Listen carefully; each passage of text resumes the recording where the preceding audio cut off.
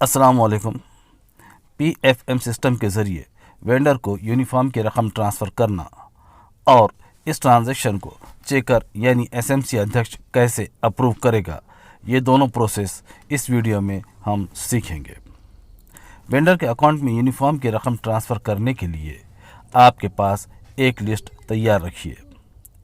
उस लिस्ट में लड़कियों की तादाद यानी लड़कियों की संख्या, साथ ही एससी, एसटी और बीपीएल के लड़कों की तादाद यानी लड़कों की संख्या लिखी होनी चाहिए।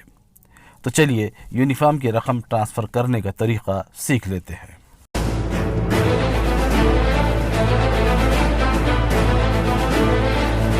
यूनिफॉर्म की रकम वेंडर के अकाउंट में ट्रांसफ़र करने के लिए मेकर के यूज़र आईडी और पासवर्ड से पीएफएम सिस्टम में लॉगिन कर लीजिए। लॉगिन करते ही आपके सामने ये पेज ओपन होगा। इस पेज पर एक्सपेंडिचर इस टैब पर जाइए। एक्सपेंडिचर पर जाने पर एक लिस्ट ओपन होगी। इस लिस्ट में ऐड न्यू पर क्लिक कीजिए। ऐड न्यू पर क्लिक करते ही ये पेज ओपन होगा।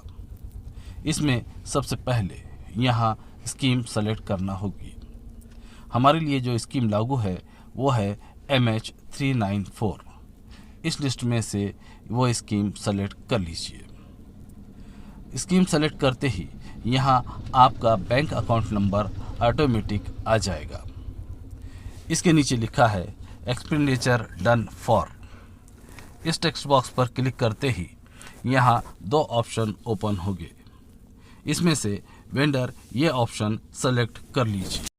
वेंडर ये ऑप्शन सेलेक्ट करते ही इसके नीचे एक नया टेक्स्ट बॉक्स आ जाएगा। इस टेक्स्ट बॉक्स के आगे नीले रंग में लिखे सेलेक्ट वेंडर पर क्लिक कीजिए। जैसे ही आप सेलेक्ट वेंडर पर क्लिक करेंगे, वैसे ही आपने जितने भी वेंडर ऐड कर रखे हैं उनकी एक लिस्ट यहाँ ओपन हो जाएगी। इस लिस्ट में से जिस कमर्शियल वेंडर को आप यूनिफॉर्म की रकम ट्रांसफ़र करना चाहते हैं उसके नाम पर क्लिक कीजिए। उस वेंडर के नाम पर क्लिक करते ही वो वेंडर इस पेज पर यहाँ आ जाएगा। इसके नीचे ऑफिस लेटर नंबर इंटर करना है। ऑफिस लेटर नंबर यानी एसएमसी की जिस मीटिंग में आपने यूनिफॉर्म खरीदने का ठराव पास किया था, उस ठराव का नंबर इस टेक्स्ट बॉक्स में लिख लीजिए। आपने लिखे लेटर नंबर अगर आपसे पहले किसी ने इस सिस्टम में इंटर किया हो तो आपका इंटर किया हुआ लेटर नंबर ये सिस्टम एक्सेप्ट नहीं करेगा। इसलिए लेटर नंबर को यूनिक नंबर बनाकर लिखना होगा। जैसा कि मेरे स्कूल के स्टूडेंट के लिए यूनिफॉर्म खरीदने का ठराव जून 2022 में एसएमसी की मीटिंग में पास किया गया था, इसलिए मैंने ये लेटर नंबर इस तरह से बनाया है। ZPPS INUM 062022।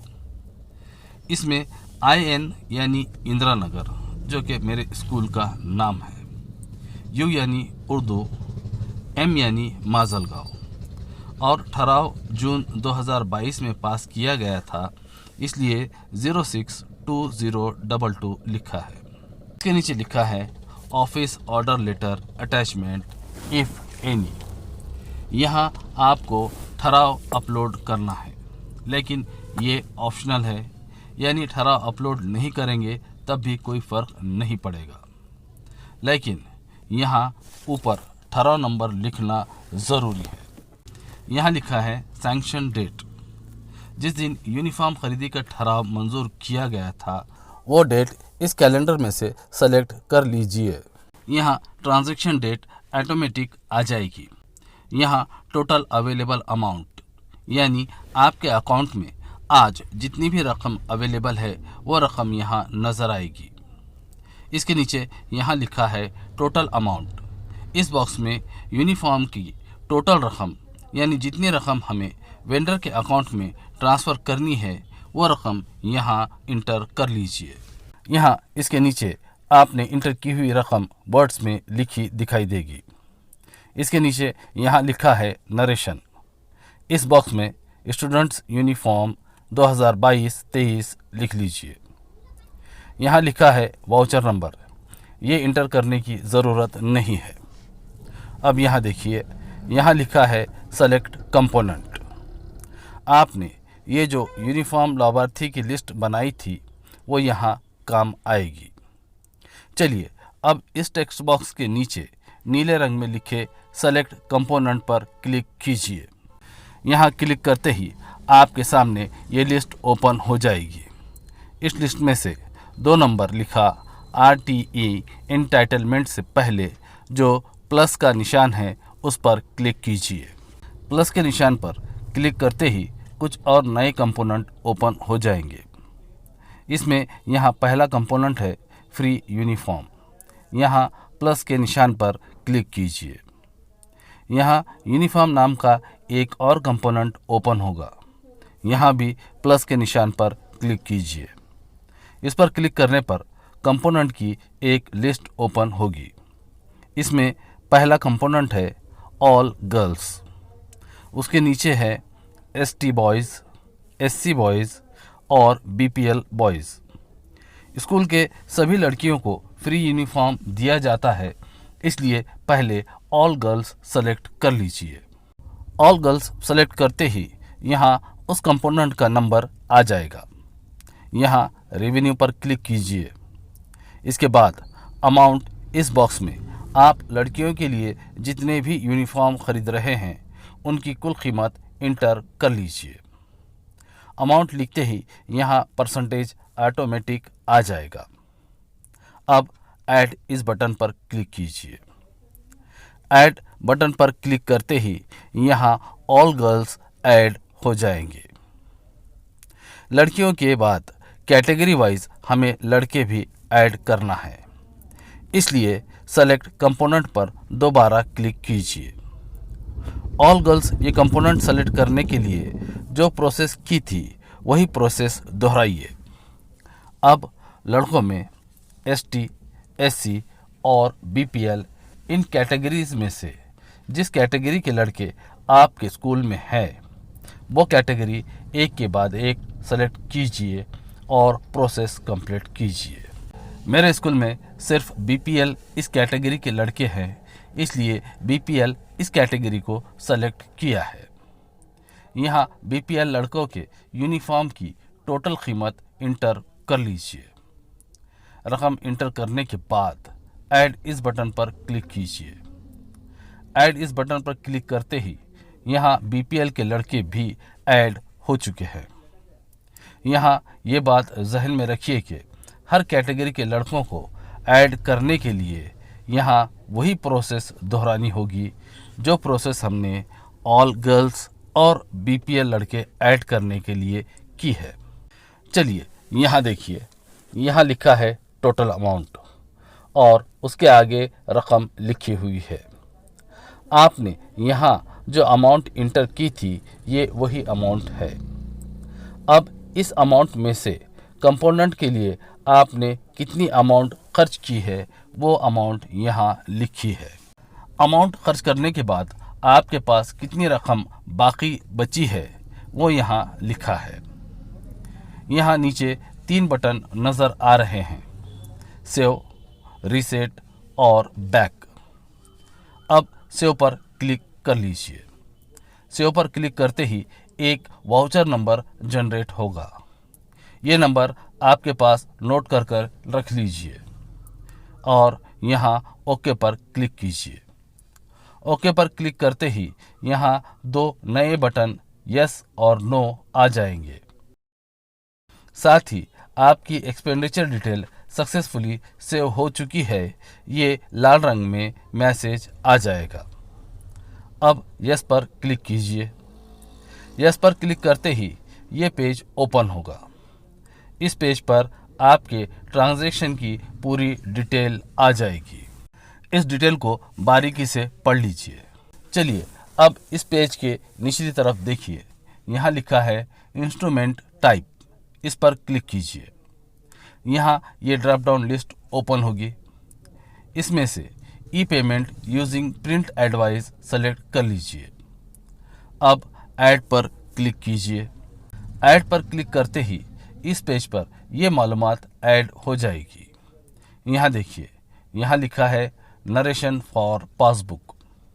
यहाँ ये बात जहन में रखिए कि यहाँ इस टेक्स्ट बॉक्स में आप जो भी लिखोगे वो आपके पासबुक पर प्रिंट होकर आएगा। हम यूनिफॉर्म खरीदी कर रहे हैं, इसलिए यहाँ लिख लेंगे स्टूडेंट्स यूनिफॉर्म 2022-23। अब कन्फर्म पर क्लिक कीजिए। कन्फर्म पर क्लिक करते ही यहाँ लाल रंग में लिखा आएगा कि आपकी डिटेल सक्सेसफुली सेव हो चुकी है। अब हमें ये डिटेल चेकर यानी एसएमसी अध्यक्ष के लॉगिन पर अप्रूवल के लिए भेजनी है, इसलिए सबमिट फॉर अप्रूवल इस बटन पर क्लिक कीजिए। यहाँ क्लिक करते ही सक्सेसफुली सेव्ड फॉर सबमिटेड लिखा आएगा। इसका मतलब ये हुआ कि आपका ट्रांजैक्शन अप्रूवल के लिए चेकर के लॉगिन पर जा चुका है। यहाँ एचएम यानी मेकर का काम खत्म हुआ। अब आप मेकर के अकाउंट से लॉग आउट हो जाइए। चलिए अब देखते हैं कि एसएमसी अध्यक्ष मेकर ने किए हुए ट्रांजैक्शन को किस तरह से अप्रूव करेगा। ट्रांजैक्शन अप्रूव करने के लिए चेकर के लॉगिन आईडी और पासवर्ड से PFMS में लॉगिन कर लीजिए।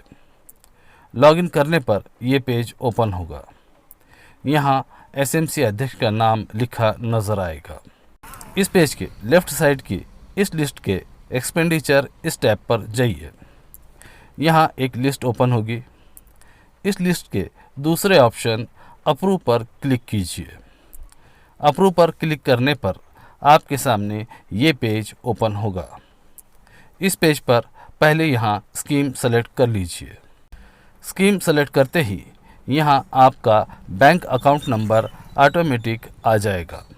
यहाँ अकाउंट नंबर आने के बाद सर्च इस बटन पर क्लिक कीजिए। क्लिक करते ही इसी पेज पर आपके ट्रांजैक्शन की डिटेल ओपन हो जाएगी। यहाँ देखिए, यहाँ आपका ऑफिस लेटर नंबर लिखा है और स्टेटस इस कॉलम में सबमिटेड बता रहा है।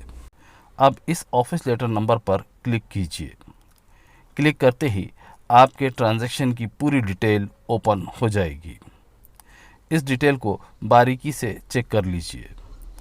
अगर आपको या एसएमसी अध्यक्ष को ट्रांजैक्शन में कुछ भी गलत नज़र आता है तब आप ये ट्रांजैक्शन यहाँ से रिजेक्ट भी कर सकते हो। हमें ये ट्रांजैक्शन अप्रूव करना है, इसलिए यहाँ अप्रूव और रिजेक्ट लिखा जो बटन नज़र आ रहा है उस पर क्लिक कीजिए।